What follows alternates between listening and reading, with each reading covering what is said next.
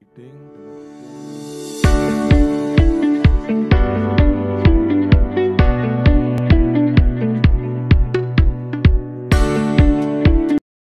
terima kasih. Pertama-tama kami ucapkan terima kasih pada Dr. Agus Surono yang telah berkenan hadir sebagai pembimbing book reading pada pagi hari ini.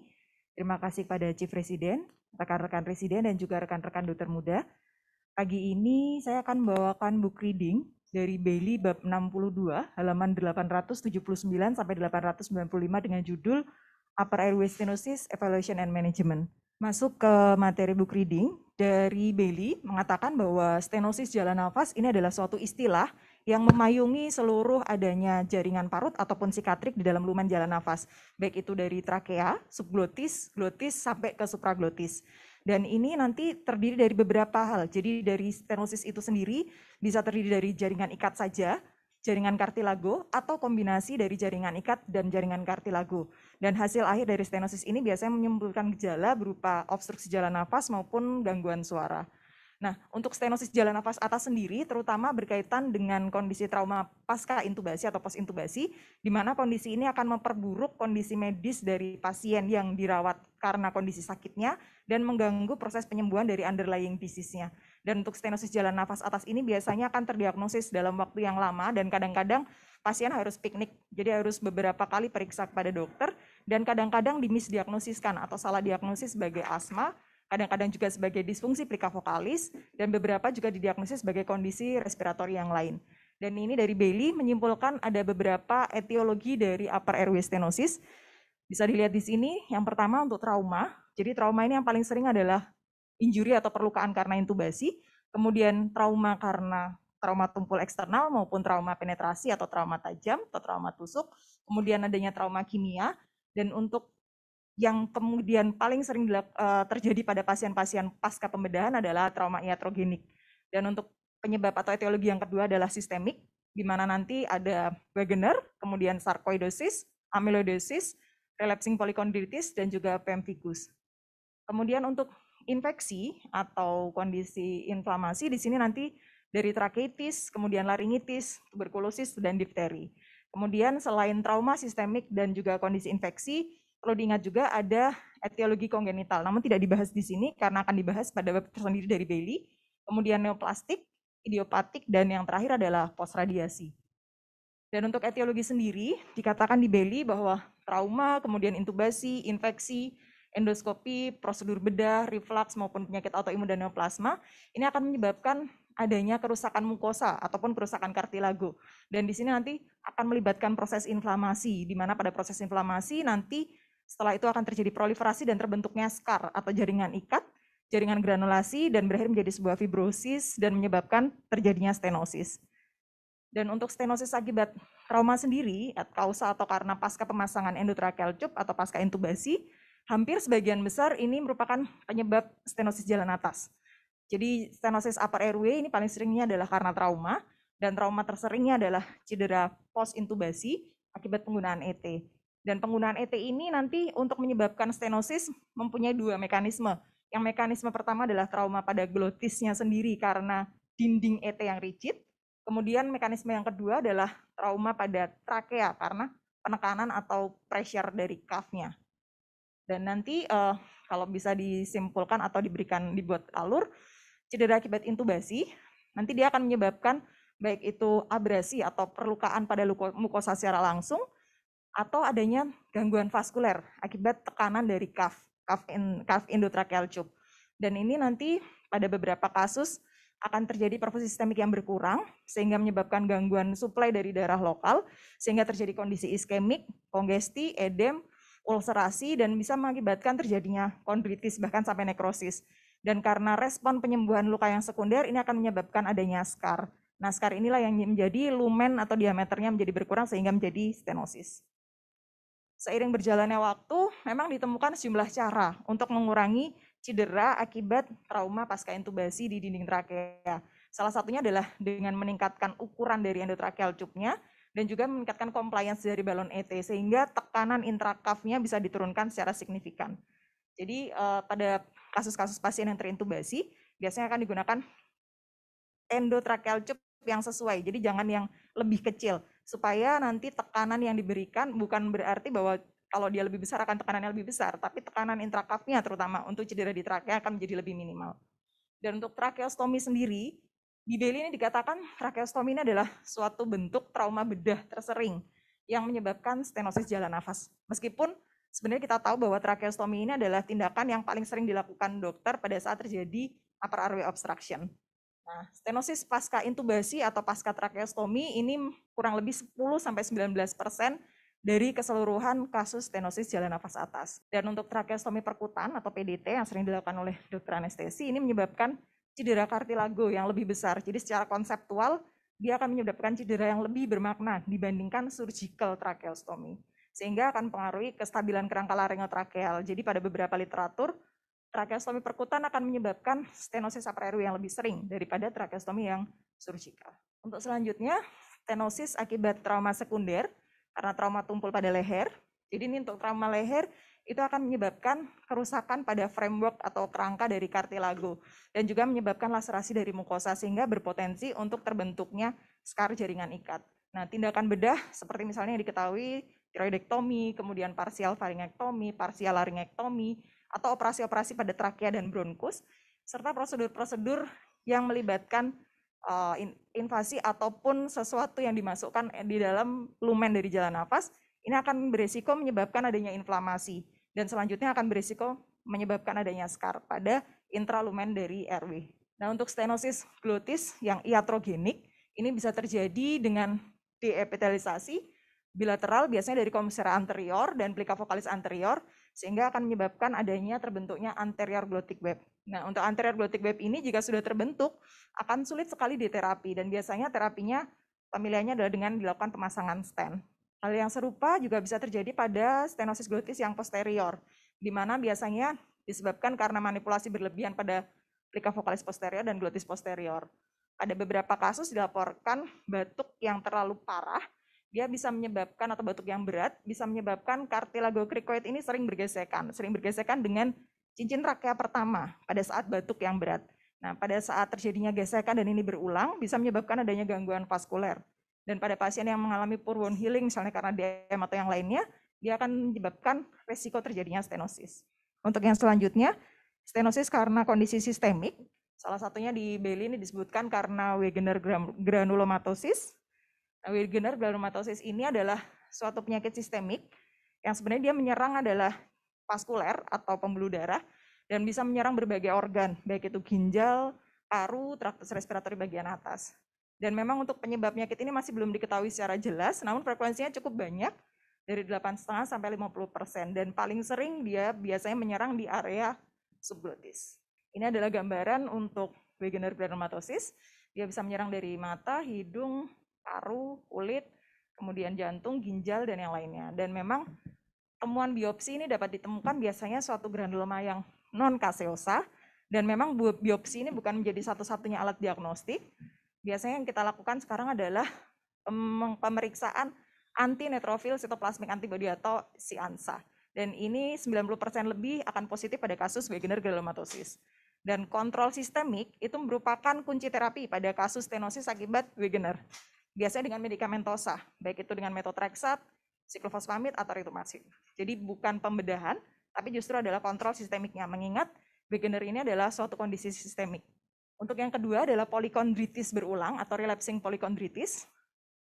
Ini adalah penyakit sistemik lain yang juga berpengaruh pada jalan nafas atas dan paling sering dihubungkan dengan peradangan struktur kartilago telinga. Jadi pada pasien-pasien polikondritis, dia akan menyerang berbagai kartilago. Nah, paling sering yang muncul nanti tampilan atau manifestasi klinisnya adalah dari telinga.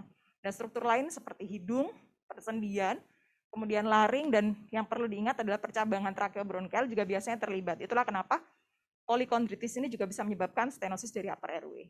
Yang selanjutnya adalah LPRD atau reflux laryngopharynx. Di sini dikatakan pada Bailey dengan posisi supinasi dan penggunaan NGT ini akan menyebabkan peningkatan reflux. Jadi aspirasi pneumonia pada penggunaan ventilator pasien-pasien yang ada di ICU post intubasi, sehingga biasanya di ICU akan diposisikan semi recumbent, jadi 45 derajat untuk mengurangi resiko reflux dan juga untuk mengurangi terjadinya VAP atau ventilator associated pneumonia.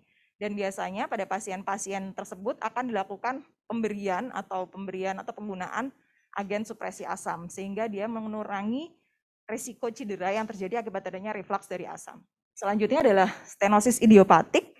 Biasanya menyerang wanita usia 30 sampai 50 tahun, jadi childbearing age, dengan diagnosa tegak, dia adalah diagnosa eksklusi. Jadi tegak bila tidak ditemukan diagnosis yang lain. Dan ini etiologinya tidak jelas karena itu disebut idiopatik. Pada pasien biasanya tidak ditemukan trauma, kemudian tidak ditemukan juga penyakit sistemik atau etiologi lain. Ciri khasnya dia hanya melibatkan segmen pendek dari subglotis atau trakea, cincin trakea bagian atas. Dan biasanya manifestasinya sebagai suatu cincin sirkumferensial fibrosa dan terisolasi sebagai lesi tunggal sebagaimana stenosis yang diakibatkan cedera intubasi. Tapi memang pada kasus idiopatik ini dia paling sering wanita eksklusi ya. Jadi ditegakkan bila memang tidak ditemukan diagnosis yang lain. Gejalanya biasanya minimal, dengan respirasi biasanya normal sampai terjadi stenosis yang parah. Dan memang secara patologis berbeda dengan stenosis akibat trauma. Dan perbedaannya biasanya adalah kondromalasia jarang ditemukan, dan biasanya ditemukannya adalah suatu proses fibrotik padat pada lamina propria. Dan usia, jenis kelamin merupakan faktor predileksi. Kadang-kadang pada beberapa literatur menyebutkan adanya peranan dari hormon estrogen. Namun memang beberapa studi yang terkini gagal menunjukkan adanya hubungan kausatif antara hormon estrogen yang reseptornya ada di jaringan subglotik. Nah, memang reflux laringofaring ini merupakan faktor yang mempengaruhi stenosis idiopatik. Namun secara bukti ilmiahnya memang belum memberikan bukti yang cukup kuat. Dari Bloomin dan Johnson ditemukan pepsin pada pasien dengan stenosis idiopatik, dan pepsin kita tahu merupakan suatu marker yang sangat sensitif dan spesifik yang menjelaskan adanya paparan dari reflux isi lambung ke jaringan mukosa. Namun hubungan pepsin dengan uji 24 jam pH ini belum signifikan sehingga butuh metode pendukung yang lain. Selanjutnya laringitis dan trakeitis, infeksi jalan nafas atas menjadi salah satu faktor penyebab adanya stenosis di trakeal, dan lesi peradangan sampai dengan ulcerasi berupa kondritis akan menyebabkan adanya jaringan granulasi dan pembentukan skar sehingga terjadi stenosis di upper airway. Dari Squire et al. Melakukan uji coba pada trakea kelinci yang sengaja dibuat infeksi atau terinfeksi atau diinokulasi dengan Staphylococcus aureus, dan memang ditemukan kondisi yang berbeda secara signifikan pada kelinci yang diterapi dengan pemberian antibiotik dengan yang tidak diterapi dengan pemberian antibiotik setelah dilakukan infeksi atau diinokulasi dengan Staphylococcus aureus. Dan untuk tuberkulosis atau TB, infeksi TB ini pada beberapa kasus dihubungkan juga dengan penyebab stenosis, terutama pada negara-negara endemis TB. Dan lesi TB ini diperkirakan berkembang melalui penyebaran limfatik, bisa juga melalui infeksi langsung dari jaringan lokal, misalnya dari sputum yang terinfeksi, atau bisa juga melalui persebaran dari paratrakea atau limfonodi mediastinal. Melanjutkan di bagian evaluasi, jadi secara keseluruhan pada kasus stenosis upper airway ini kita akan melakukan anamnesis, pemeriksaan fisik, pemeriksaan endoskopi, kemudian pemeriksaan penunjang dari tes radiologi, kemudian tes fungsi fisiologis paru, tes reflux, dan juga direct laryngoskopik atau endoskopi operatif. Dan dari anamnesis ini yang perlu diingat adalah bahwa kita harus melacak atau memberikan atau mencari diferensial diagnosis yang mungkin dari etiologi yang ada pada pasien. Jadi harus kita tanyakan terutama adalah semua riwayat dari penyakit yang dihubungkan dengan faktor risiko yang ada pada pasien.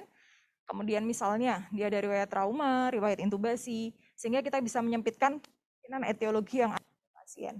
Selain itu kita juga perlu mengingat adanya etiologi yang lain, meskipun dengan jumlah yang secara etiologi dia kurang dari yang trauma, infeksi, LPRD, kondisi autoimun maupun penyakit sistemik. Kita juga perlu menanyakan riwayat riwayat merokok, alkohol maupun diabetes mellitus karena ini akan berhubungan dengan poor wound healing. Dan ini nanti akan sedikit mengerucutkan kita kira-kira apakah pasien ini ada risiko atau ada kemungkinan sesak karena stenosis upper airway atau karena kondisi yang lain.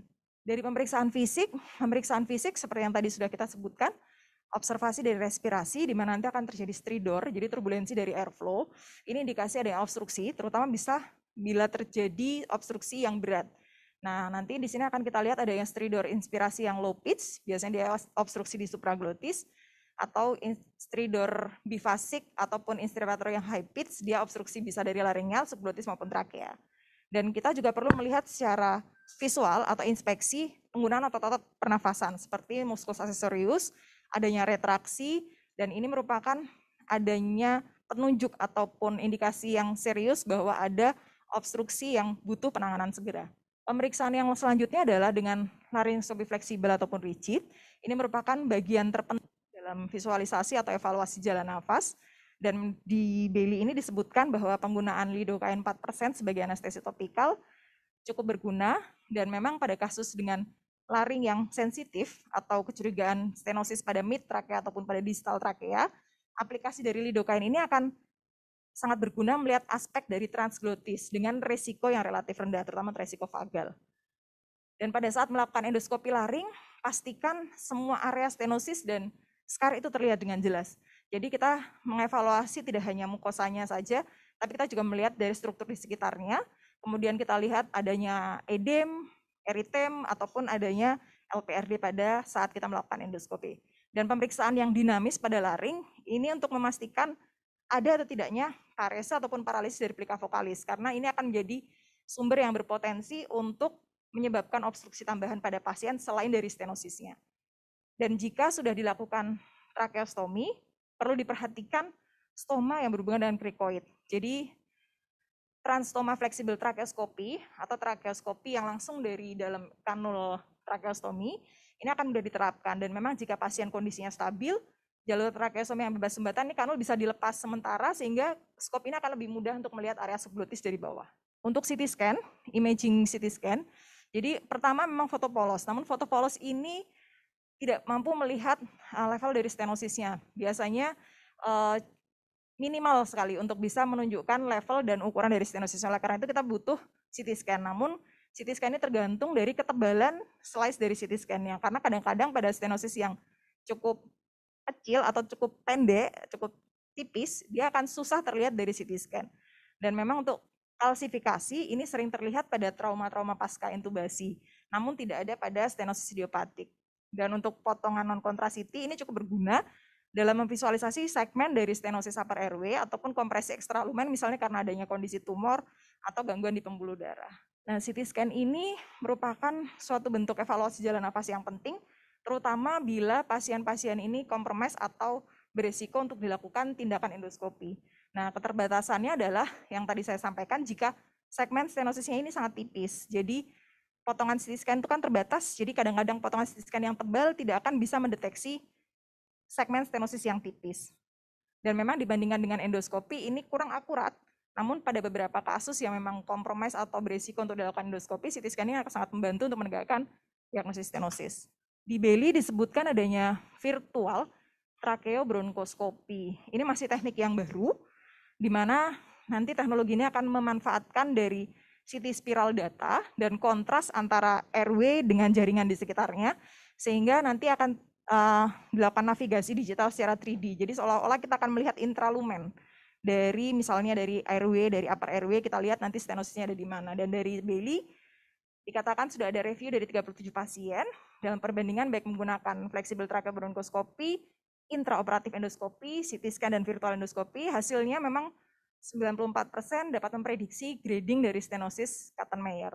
Dan memang virtual tracheobronchoskopi ini akan sangat membantu ketika sama seperti yang tadi, endoskopi cukup berisiko pada pasien-pasien dengan stenosis yang berat. Nah, untuk Bailey mengatakan juga bahwa tes fisiologis fungsi paru atau dengan metode flow volume flux ini akan bisa mengukur kapasitas vital dari paru dengan rata aliran udara. Dan ini nanti akan bisa membedakan apakah ini terjadi masalah atau obstruksi di intratorakal, ekstratorakal, dan obstruksinya dia tetap ataukah mobile. Dan memang untuk obstruksi tetap, nanti pada VFVL-nya akan digambarkan sebagai garis plateau pada rata aliran baik saat inhalasi maupun ekshalasi. Dan bila ada obstruksi ekstratorakal, dia muncul pada saat inspirasi, pada intratorakal dia muncul pada saat ekshalasi. Dan memang keterbatasannya dia belum bisa menunjukkan hubungan antara derajat obstruksinya dengan beratnya gejala nafas pada pasien. Kemudian untuk uji yang selanjutnya adalah uji reflux. Ini merupakan baku emasnya menggunakan dual probe, jadi 24 jam pH evaluasi. Biasanya dikombinasi dengan impedansi esophageal manometri. Ini digunakan untuk melihat monitoring pH dari esofagus selama 24 jam. Kemudian yang selanjutnya yang tidak kalah penting adalah mikrolaryngoscopy direct atau endoskopi operatif. Di mana di sini kalau yang mungkin sering didengar adalah istilah direct laryngoskopi. Ini adalah bagian yang esensial karena akan bisa mengevaluasi semua level dari stenosis jalan nafas. Namun yang perlu diingat bahwa direct laryngoskopi ini perlu koordinasi yang baik antara operator dengan tim anestesi, terutama dalam kontrol jalan nafas. Dan penggunaan video assisted intubation atau fiber optic nasal intubasi akan membantu pada kasus-kasus tertentu. Biasanya pada kasus stenosis subglotik ataupun supraglotik, ET ini mungkin akan sulit dipasang sehingga koordinasi bersama tim anestesi sangat dibutuhkan. Selanjutnya adalah bronkoskopi ventilasi rigid untuk intubasi darurat. Ini pada beberapa kasus akan sangat vital dan tim ahli bedah harus mempersiapkan risiko-risiko termasuk jika memungkinkan atau kemungkinan dilakukan tracheostomi segera jika dibutuhkan. Untuk manajemen non-operatif, jadi manajemen non-operatif ini merupakan komponen penting dalam pasien stenosis jangka panjang. Jadi kita harus mencegah restenosis atau terjadinya rekurensi dari stenosis dan menunda intervensi dengan menggunakan medikasi yang mungkin dilakukan. Dan upaya-upaya pencegahan seperti salah satunya adalah kontrol dari reflux, kemudian manajemen penyakit rematik pada kondisi yang memang etiologinya dari rheumatoid disease atau menghindari iritasi kronik dari intralumen airway. Dan pada pasien yang menjalani prosedur pembedahan yang membutuhkan intubasi, di sini memang kalau dibutuhkan intervensi operasi, akan disarankan menggunakan ET yang kecil, supaya kita visualisasinya lebih mudah, tindakannya bisa lebih mudah dilakukan. Dan pada pasien yang membutuhkan intubasi ET ataupun tracheostomi, disarankan untuk menggunakan low pressure cuff. Jadi biasanya akan diminta untuk mempertahankan tekanan intrakraf kurang dari 30 mm Hg, sehingga mengurangi cedera jalan nafas, terutama pada trakea. Suplemen oksigen, kemudian kelembapan udara, pemberian steroid secara sistemik dan antibiotik, ini secara signifikan akan mengurangi gejala simptomatis dari stenosisnya. Dan pada pasien dengan obstruksi yang berat, bisa dipertimbangkan Heliox. Nah, ini selanjutnya, ini adalah stenosis, dimulai dari stenosis yang supraglotis. Di sini dari gambar 6.1, jadi bisa kita lihat adanya stenosis di supraglotis. Kita lihat ini adalah area plika vokalis, ini adalah glotis, ini di atasnya. Di sini kita lihat adalah gambaran laryngoskopi fiber optik fleksibel dari stenosis supraglotis pada pasien dengan pemphigus bullosa. Nah, di sini akan kita lihat adanya scar pada plika epiglottica, kemudian arytenoid, epiglotis, dan intraarytenoid. Dan koreksinya menggunakan endoskopik atau bisa juga menggunakan laryngofisur melalui insisi leher. Selanjutnya adalah stenosis glotis. Ini nanti dibagi menjadi stenosis glotis anterior, posterior, dan stenosis glotis komplit. Nah, ini untuk anterior glotic stenosis. Bisa dilihat di sini pada beberapa kasus dapat muncul sebagai laryngeal web, biasanya adalah kasus-kasus kongenital, dan bisa juga muncul akibat trauma pada plika vokalis anterior bilateral, bisa karena infeksi juga, bisa juga karena kondisi keganasan. Dan bentuknya biasanya adalah adanya web tipis antara plika vokalis anterior, atau bisa juga web tebal yang sampai ke falls dari vocal cord. Dan gejalanya biasanya memang secara umum hampir sama, dia akan serak, kemudian muncul sesak bila memang sudah terjadi stenosis atau penyempitan dari airway akibat keterbatasan dari abduksi plika vokalis. Dan prinsip terapinya adalah pemisahan dari stenosisnya dan pencegahan dari stenosis atau pencegahan dari restenosis. Ini dari gambar 62.2. Ini adalah pemeriksaan laryngoskopi fiber optic flexible dari stenosis glotis anterior, di mana pasien ini sudah menjalani polipektomi nodul plika vokalis bilateral. Nah, pada proses penyembuhannya dia terbentuk scar sehingga terjadi stenosis di anterior glotis atau jadinya adalah anterior glotic stenosis. Nah, ini adalah yang posterior glotic stenosis. Di sini di gambar 62.3 ini bisa dilihat ini adalah gambaran dari stenosis glotis posterior, dan biasanya memang agak sedikit membingungkan dengan kasus paralisis plika vokalis bilateral. Dan penyebabnya memang paling sering sama adalah trauma pasca intubasi, manipulasi bedah, bisa juga adanya jaringan ikat pasca infeksi, dan tanda dan gejalanya juga mirip dengan paralisis plika vokalis, jadi hampir sama, suara serak, kemudian juga sampai dengan obstruksi jalan nafas. Dan stenosis glotis posterior ini paling sering memang terjadi karena adanya scar atau terbentuknya jaringan ikat, entah itu karena trauma intubasi atau pasca infeksi. Dan berdasarkan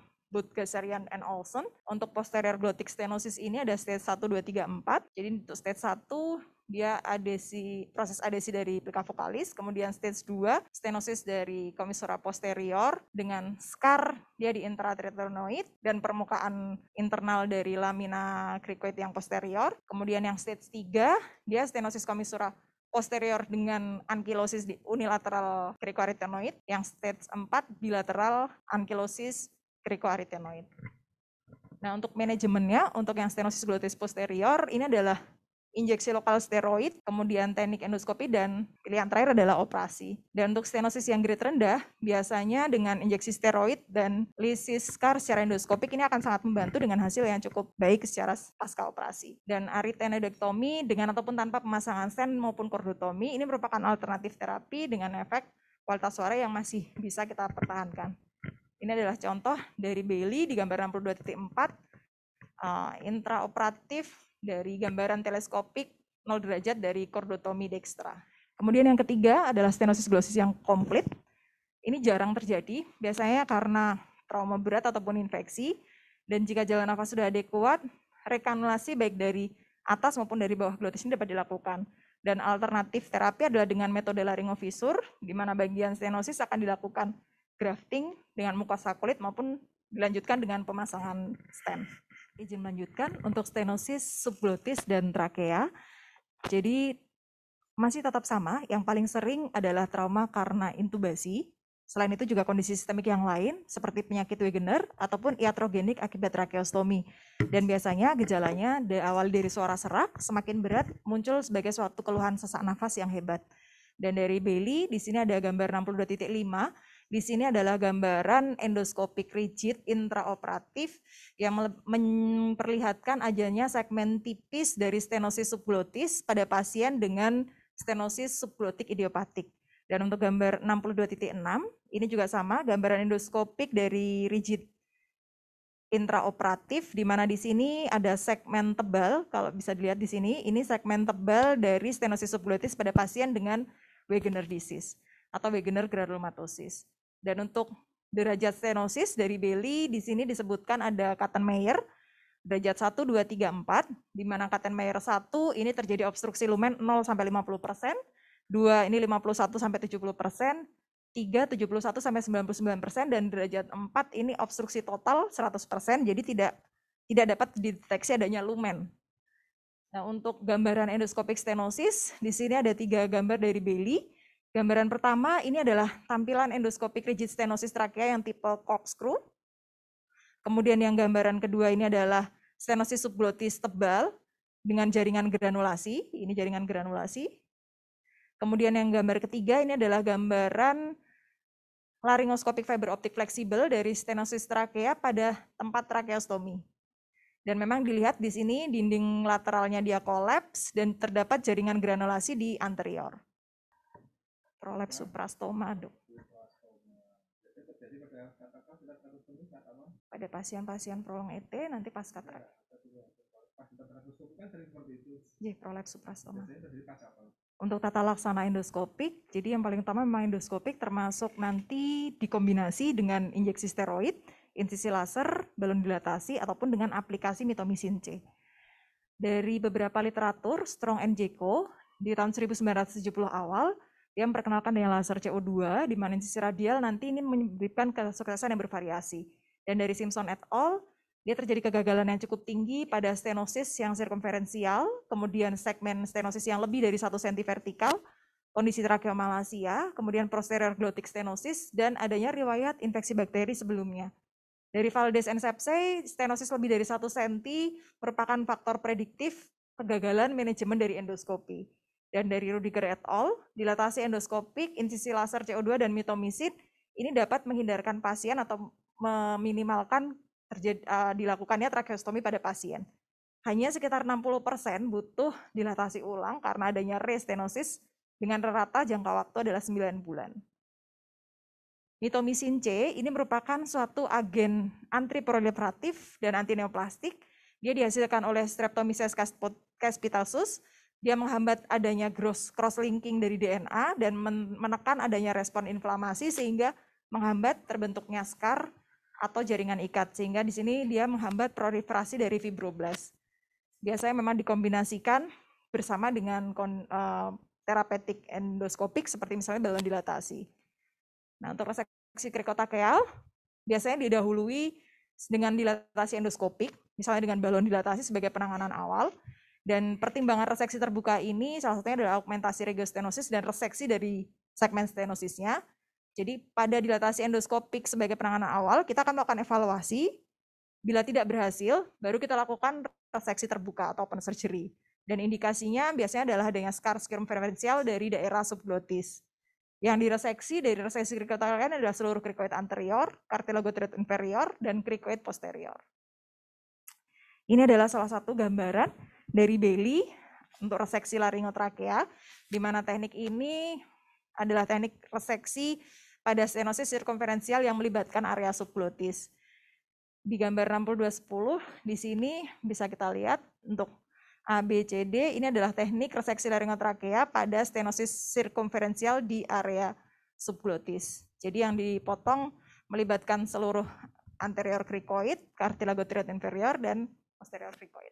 Untuk reseksi trakea, ini ketika leher ekstensi memang sepertiga trakea ada di area ekstratoraks, sehingga operasinya dilakukan tanpa torakostomi. Dan lesi pada mid trakea biasanya dibutuhkan sternotomi parsial. Lesi yang mengenai distal dari trakea, yang biasanya sampai di karina, membutuhkan sternotomi. Dan pada kasus-kasus reseksi dan anastomosis primer, ini 50% trakea bisa direseksi dengan panjang kurang lebih sampai dengan 6 cm dari segmen trakea. Dan pada kasus dengan reseksi yang lebih panjang, stent dan metode rekonstruksi ini perlu dipertimbangkan pasca operasi. Dari Lacore et al., 3,5 cm merupakan batas aman untuk reseksi trakea tanpa releasing manuver. Dan prinsipnya adalah tension free closure dan meminimalkan gangguan vaskularisasi sehingga suplai darahnya tetap adekuat. Pada lesi trakea dibutuhkan end-to-end anastomosis. Jadi prosedurnya insisi horizontal pada leher anterior. Jika ada trakeostomi, nanti daerah stoma ini akan melibatkan garis insisi, jadi insisinya akan diperluas dari stomanya. Kemudian strap muscle akan dibagi pada midline.